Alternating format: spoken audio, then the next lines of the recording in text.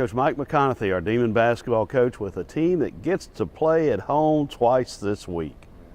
Didn't know that was legal, did you? Really didn't know it was legal. And you know, when you've got a young team and a team that's struggling and you're never at home, it really is tough. We had a rough week last week playing against two really good teams in Southeastern and Sam Houston. Not in that order, well coached. There were some positive things about the games, but at the same time, we're just not been able to score the basketball. Have defended at times extremely well, especially in the Sam Houston game, holding them to 27 points or 29 points in the first half. Did a really nice job. The second half, they came out, got 17 offensive rebounds the second half, and we just didn't do a very good job with anything.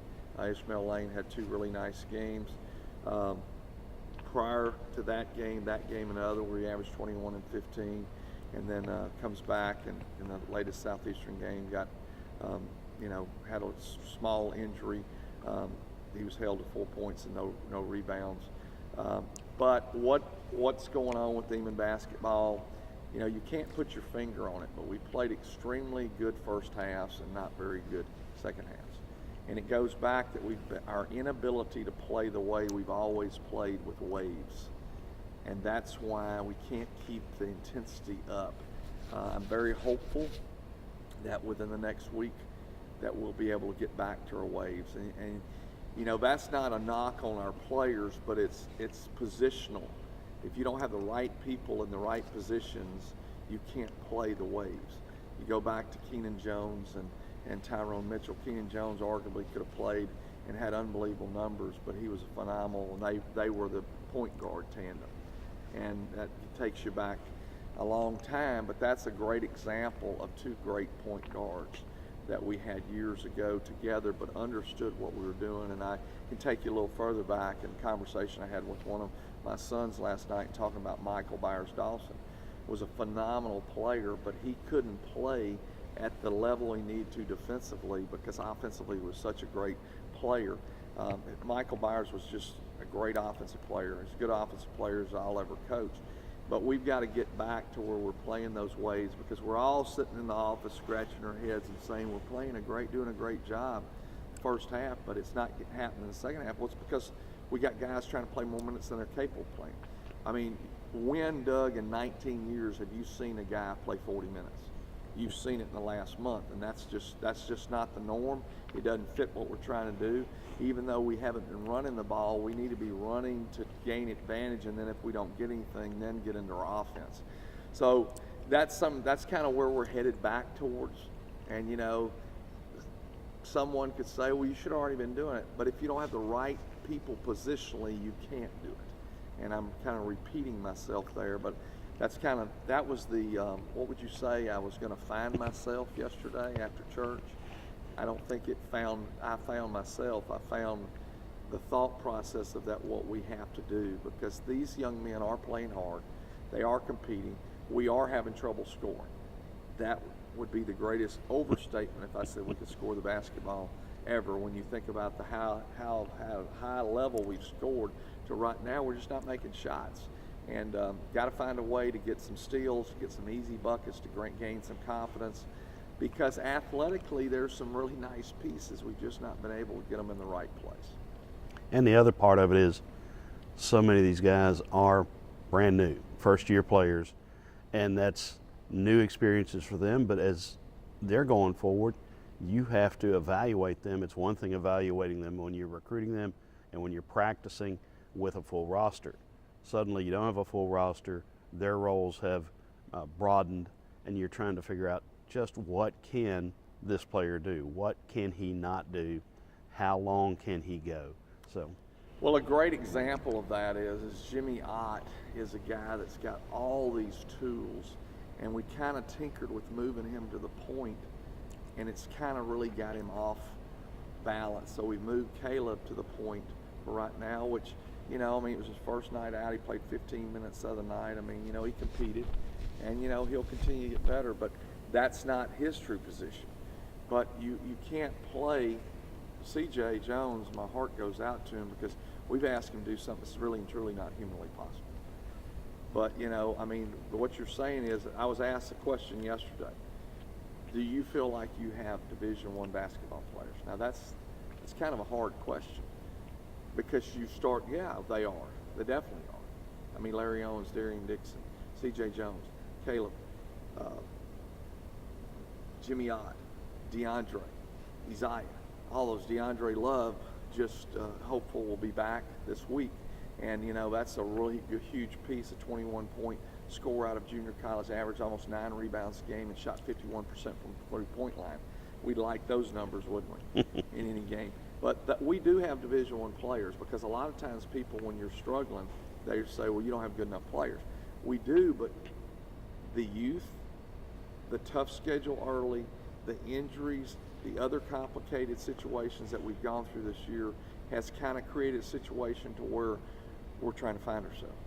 And, I'm glad I've been coaching as long as I've been coaching, because I would hate to know I was at the beginning of my coaching career dealing with this struggle, because this has been tough. But our kids' attitude is great. We had an unbelievable practice yesterday. And, we've gotten through the struggles. We'll continue to get through them. Hopefully we can break through in that win column and see what we can get going. But, love the kids, love their attitude. They're great kids, Last night we ended up eating together because we practiced over and couldn't get to the cafeteria, so we had to provide them with supper, which is it's the right thing to do. And they were just appreciative, thankful, grateful, and in today's society, that's really, really comforting when they are grateful and they're thankful for something. Yeah. All right, this week you are thankful to be at home. However, the challenging schedule continues. You're playing the top end of the conference. You played all the top 4 teams. Now you play 2 teams that can certainly be there among those teams, just have had a couple of stumbles along the way. UNO Wednesday night, talk about UNO. They're very talented. They've done an excellent job. Coach Lester's done a great job of getting this program where he wants it. Went to the NCAA tournament, won the league last year. They have a real power game, and they're very strong. The Thibodeau inside is really good, and they've got some other nice pieces to fit in.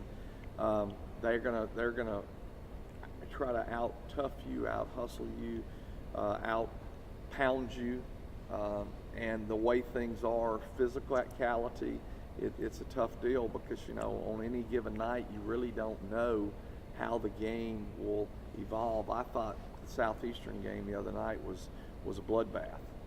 And, we've got to be able to measure up to that test and be as physical as we need to be. And that's what their trademark. They're going to come in there and try to hit you in the face, bloody your nose, and take you down. They've done a great job and are an excellent team. So, we've got to be prepared to do what we've got to do to go compete and hopefully get one going on the left side. And then Central Arkansas on Saturday, the best player in the conference comes in. Score. That's what's so scary about them, because they can hang 120 on you in a heartbeat. You got to figure out a way to slow them down. Slow them down is not taking quick early shots, which we've done a really good job of that. I was so proud of our guys. Only shot 4 3-pointers. Still didn't make one, but we only shot 4. So they are getting the message. Let's get in, get a little bit better shot. Malik McTwire had an unbelievable game. He was 5 for 5 until he took a 3, and then he got to come sit with me the rest of the game. Not because of that, but there was no need in putting him back in. But UCA is just Russ Pennell. At one time was head coach at Arizona. Grand Canyon was a WNBA head coach. Is just an excellent coach. Graduated at UCA. Good man as well. Like Mark Schlesinger's a great coach at UNO. But he spreads the floor out, and with the great players that they have in the mix, they can really shoot. They've added some really nice pieces where they've got, and the name's escaping me right now, it's a big 6'9" freshman that can block shots. That's all he rated 7 one game. Then they got a 7-footer that can pick and pop, and that's a component of their game they didn't have. By pick and pop, I mean they set a ball screen, he comes over, and they throw it back to the screener because he's set up for shots, and he's done a really nice job there. So they do a great job offensively. We've got to do a great job defensively. We've got to rebound. It's interesting. We out-rebounded Southeastern. not by 8. But when you give up 27 points, or give them 27 points off of turnovers where they just go down, and really and truly in this game, it wasn't that they were taken out of bounds. Most of them where they were going down and laying it up. Kind of hard to defend those games. Yeah. There's nobody between them. You just got to hope they miss them. So, we got to make sure we take care of the basketball.